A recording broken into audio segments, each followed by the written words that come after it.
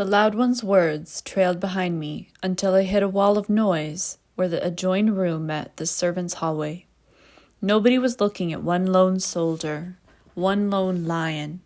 They were busy celebrating 6 years away from home and living off of sparse rations, confronting death out in the scrum, as well as that blue bastard's ugly fighters.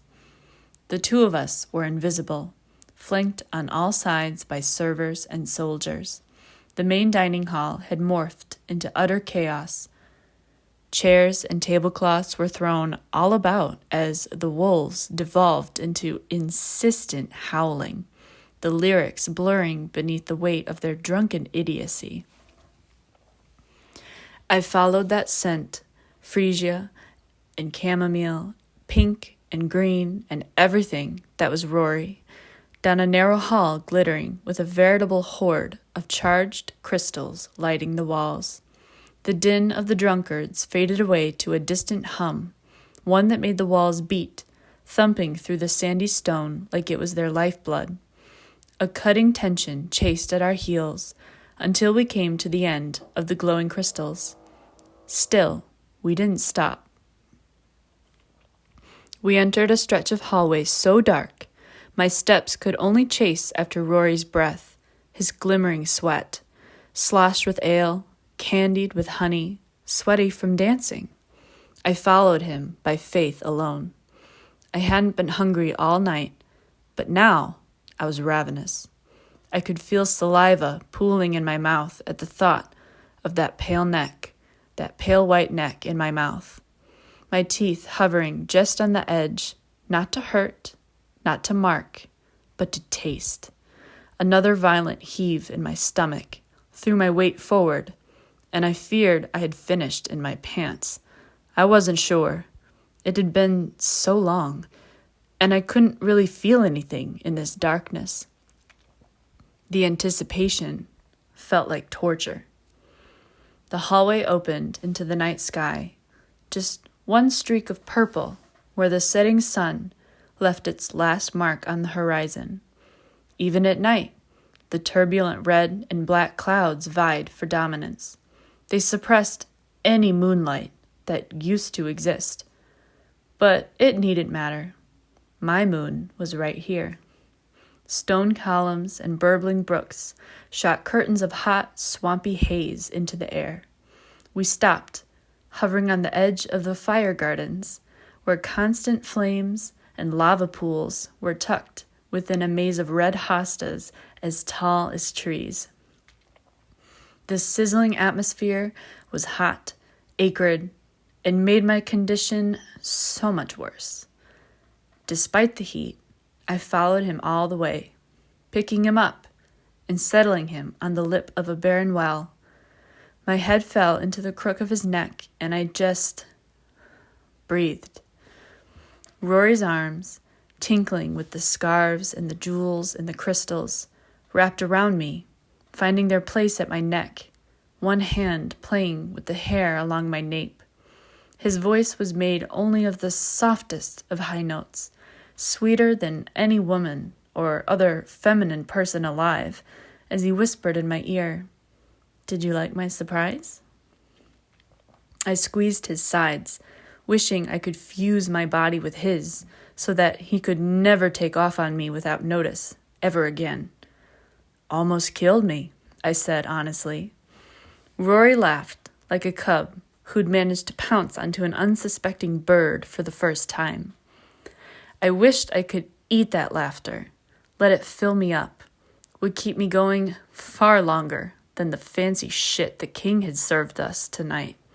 Never mind that we've been eating straight gruel with an occasional jackalope made of stringy, dark meat for all this time. The fancy royal seasoning was so intense I couldn't even taste any of it. What's next? Trembling, I placed my lips right on the prominent vein of that long neck. His pulse fluttered beneath my skin, and I felt a brief surge of his blood as I formed a smile there through my kiss. Voice filled with husk, I nudged him back into character. He liked this play best. The character didn't go away once he was caught. No, this was only the beginning. Sir, I couldn't help but watch you dance. I'm sure you didn't know. Though his body shook with repressed laughter at the respectful address left my mouth, he purred, actually purred. The sky sparked, and quiet flames blurred the air all around us. But it was like we were still in that room, at that table.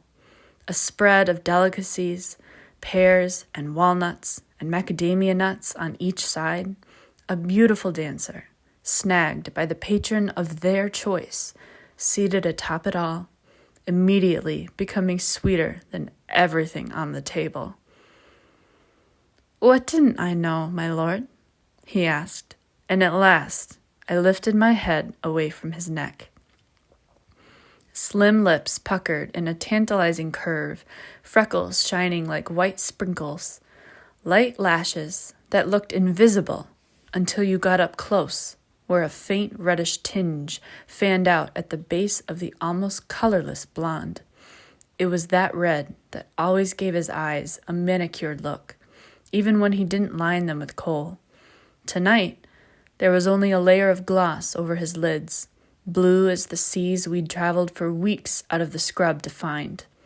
Just like that water, glimmering under the sun, so bright it hurt to look at. I was hypnotized. What you didn't know, I echoed, trying to refocus. I had to clear my throat, the thoughts spinning too slow to use as words. What you didn't know was that I don't like pears. Oh, Rory pouted. I brought you the wrong dessert. My hands moved flat on his thighs, those gauzy wings, not enough to keep the softness of his skin from reaching my fingertips. Slowly, I walked my hands out to either side, the muscles there corded from years of training. He'd removed the bandage covering his healing wound.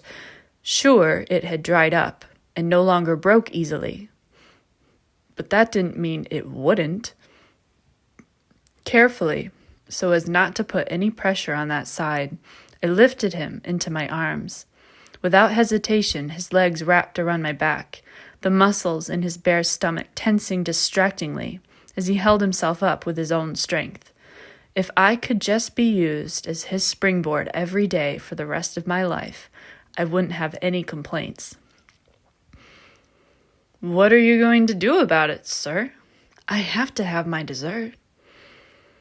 If you can't finish your meal without something sweet, then I can only offer myself instead. Rory's hands played with my face, squishing it around, petting my eyebrows, tapping my lips. He'd begun to break out of character. I smiled into his palms. He always lost the act once he started playing with my face. Soon, I wouldn't have any babyish edges for him to poke at. Just a few years more, and I'd steal the breath from his lungs, the way he did to me. I thought Rory had already lost those softer lines, but I wouldn't know for sure until we got deeper into our 20s. It wasn't fair that he always treated me as that kid from when I first joined. Revenge would be mine in the end. Just a few more years. Will you be happy with just me, my lord? I kissed one palm, then the other. Should I show you just how happy? Here? Rory laughed. Aren't you taking me home? I don't know if I can make it that far, I said, and he lost it more, cackling up to the fuming sky. Trailing his hands down my chest, he warned, I don't plan to be done with you for a while yet, my lord. Time to pace yourself. It took ages to make it to the mud pen. The branching hallways of the palace were filled with people and other couples sneaking off. Sometimes Rory would distract me, though he complained that he wasn't trying to. I carried him the whole way.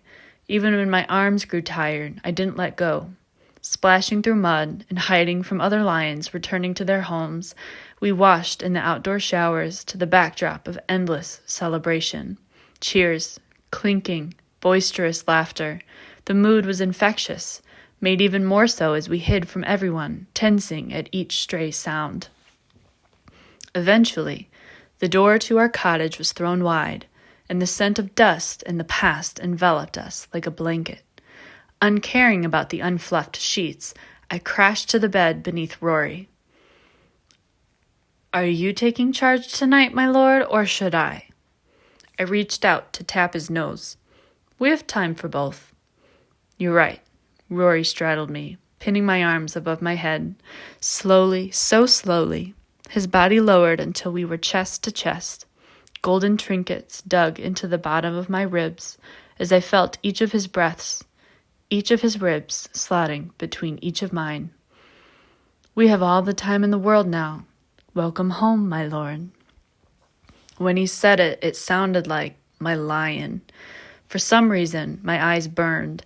In utter mortification, I tried to turn away, but my lips were captured before I could make it that far. The heat had been replaced with something like cherries. I liked those much better than pears.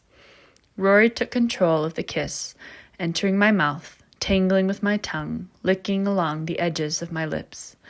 At each breath, he murmured tiny assurances, warm and bright. "It's okay. I'm here. We're home. We're home. We're home. We're home."